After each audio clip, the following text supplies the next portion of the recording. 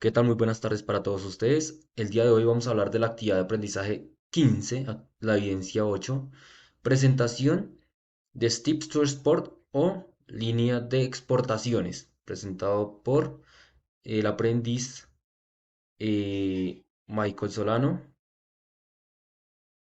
Bueno, I will describe below clearly the steps to perform an export process based on the vocabulary used.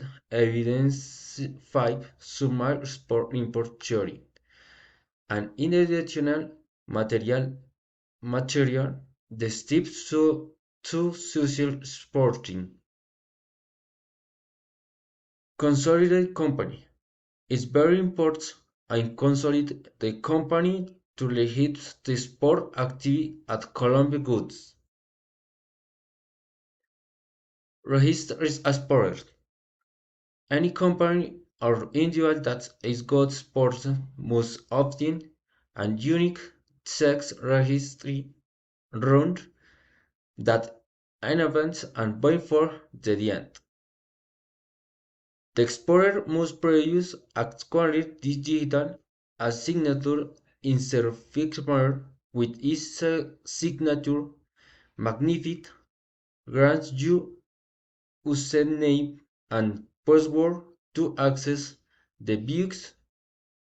If all you want to know about the potential of your product and the market international, this product must investigate market. Register and exporter. Certificate of origin. Certificate of origin document required by the customs of the country of the destination to create the tariff of expedition. Determination of tariff classification. The tariff classification is a merchandise classification system. Requests of for good use. The fulfillment of these requirements has to do fundamentally with the protection of the human and animal health, as it serves the safety and handlings of the products of for use or consumption of humans and animals. Sport documents. Commercial invoice, transport for document, bill of lading, air, wild, or leader of carry. Parking leaks approved if applicable. Certificate of origin is required.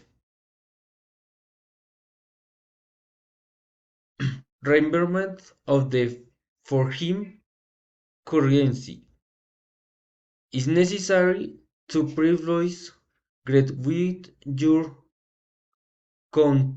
counterparts abroad on the means of payment to use, whether it's direct spine or letters of credit guardians.